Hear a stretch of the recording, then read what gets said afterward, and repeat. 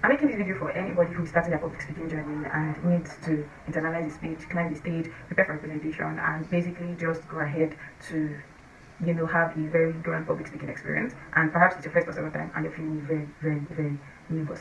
Hi, welcome. My name is Favour Kayode, and I have had the opportunity over the past 2-3 years to be a professional public speaker, competing at very, large competitions like George, UI, the Young Leaders Development Program National Debate, and across just several spaces. I've had the opportunity to be a public speaker on the stages, and I think that this video is something I would have really liked to see when I was preparing. And this is just based off the experience I've had, and just based off the fact that I have done those things, and now I believe that this can help someone.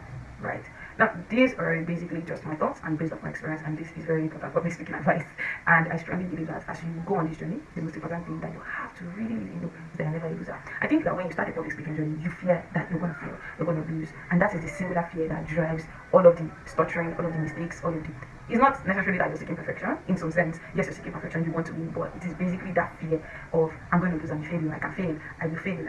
Just those thoughts that is driving several emotions, like sponsoring so many anxieties, not necessarily because you are very confident that you're going to win.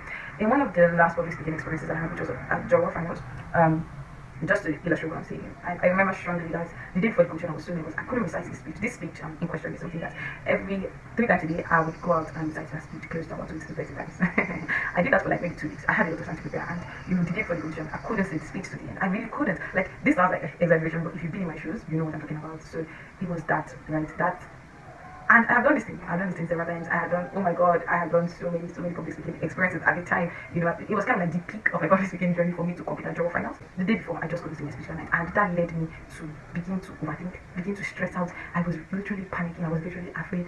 I had spent some time making my hair, getting things done, getting my clothes ready, and somehow, I just couldn't say the speech the night before. And everybody was like I said, I feel like it's just me being anxious. Let me just go and sleep and wake up tomorrow morning. I'll come back to it. And I slept. I woke up very early the next morning, and I went and I said this. And I said this a lot of times throughout the day. That was just me what I was doing, saying the speech so many times, and it just boosted my confidence. And when I got to the hall and I got in, I felt a lot more confident than I actually was the previous day. And this is to say that many of your fears, many of your structure, many of your obstacles you are going to encounter is because fear is driving you. Because your anxiety, your nervousness, your fear of failure is what is pushing you, what is leading you in that direction. And until you move from that mentality that you're a failure, that you can fail, there's only one outcome that you're going to win. Until you see it that way, you are never going to be confident. I strongly believe that until you see it that what is this? I'm going to make it. Until you see it that you actually can win, then out of preparation, I'm telling you, you can still get on that stage and stutter until you understand that you're a winner, that you can win, that irrespective of the outcome, you are going to do it, and you're going to come out in flying colors. Every other thing you do.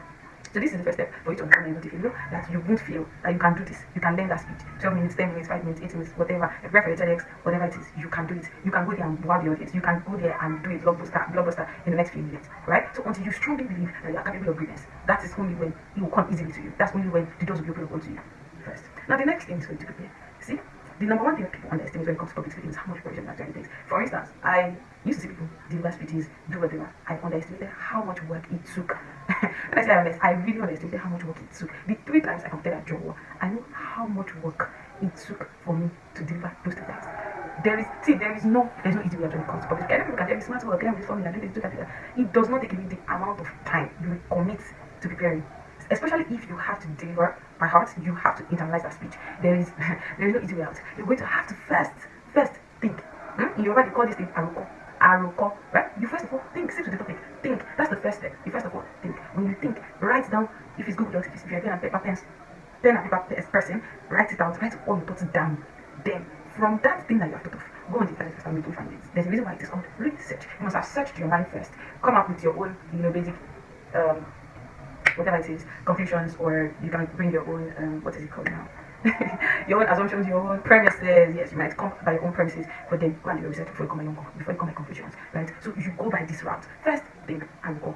Use that your word and go. First, think. Then, write down your own thoughts. Then, do research. Find the definitions. What does this thing mean? What does that thing mean? Go and do your research. When you do your research, then write. Now, if you want to use AI, I strongly believe that the first thing to do is to write first.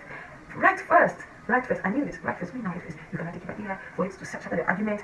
All the loose ends, type, not those threads. Everything I want to do, type them up.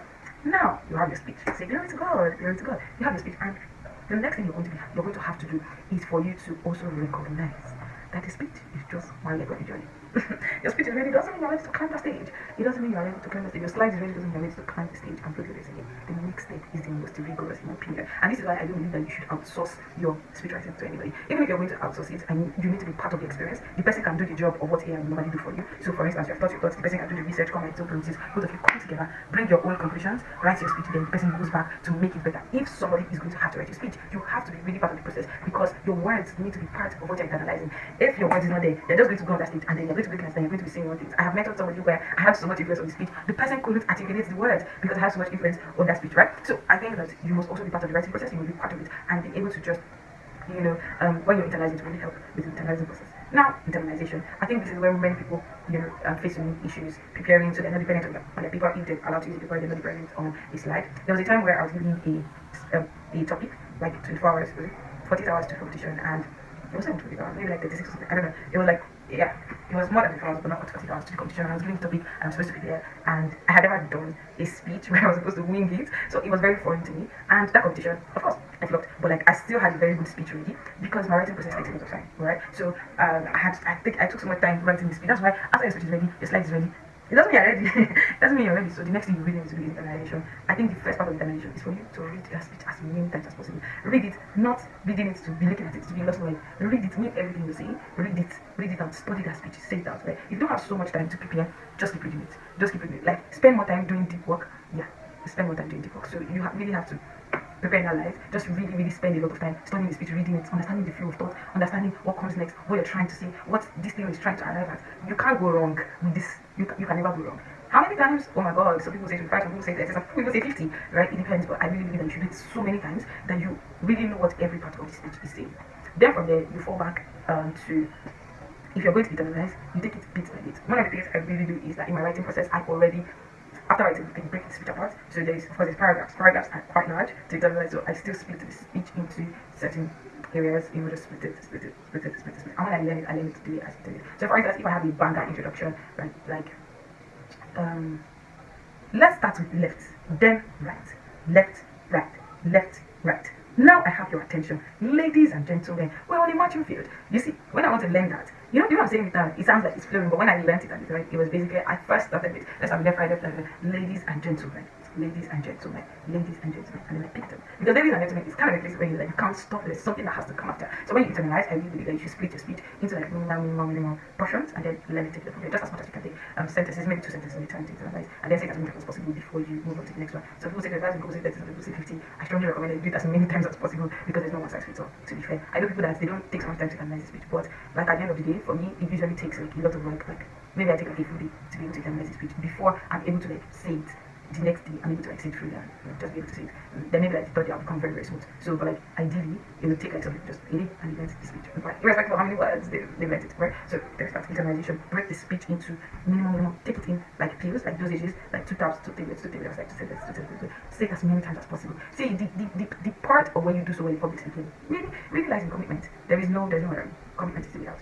Now you internalize your speech. Now the problem of gesticulation, saying things with your eyes, with your voice, your modulation, being able to emphasize some certain words and being able to just carry the audience along. Because after learning the speech, it doesn't determine that the audience is going to be willing to listen to you. I think that the key way to be able to carry the audience along is first have a banger starting. There is nothing beats a banger starting. Once you have that banger starting, especially if you're in like an organized setting, like maybe like January, maybe like, and people are willing to listen to you, fine. But if you're in church and people can still be opening their scriptures, bringing out their notes, writing out the topic, you really need a banger starting. I think you really need a banger starting. Recently in church, I was supposed to teach after Easter Sunday about the process of redemption in church, and I started off with, you must have seen several videos of Jesus on the cross recently on WhatsApp or Instagram or TikTok, depending on what social media you use. Jesus being nailed to the cross, everybody feeling sad, Mary in tears, John the beloved holding Mary the mother of Jesus, the blood of Jesus, the vinegar, the crown of thorns, and all of this. And I'm certain that you feel so pain. But let me remind you that Jesus is no longer on the cross. You see, that starting is what everybody who is this girl?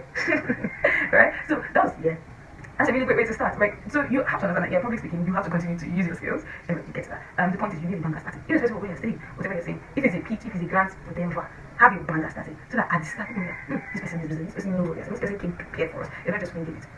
No matter how many times you have to stand in front of people, you must catch their attention at the start. When I started this video, I started telling you about how I was completing the job, I was doing something that you feel like, oh, this is somebody what you listen to. I just have to see. Alright? So for you, it's the same thing. Just pay attention to how well you can start. Make your starting really fire. So yeah, that's the first way to gather your audience's attention. And then the thing you can do with your voice is that not everybody has the same voice. Not everybody is going to be able to have a thick baritone voice. I figure that when I speak on a stage, people tend to say I'm soft here and I'm very soft spoken. I don't mind that I'm a hard girl, guys. I'm a hard girl. I'm actually a hard girl, right? I'm a hard girl, right? So in my mind, I'm a hard girl. But when people say put fire, the thing you can do is to make sure people listen to you. Once you have analyzed that speech and you're able to say it to a certain degree, start saying it out.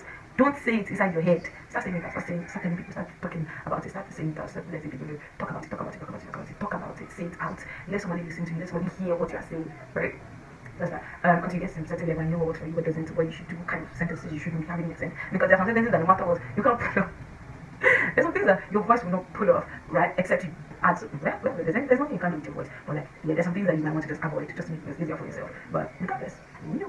So I've said that say it out to people, say it out, have you done that party, say it out to people. Then after saying it out to people, or I found people don't know that a big part of public speaking is you just I say like just horrifying.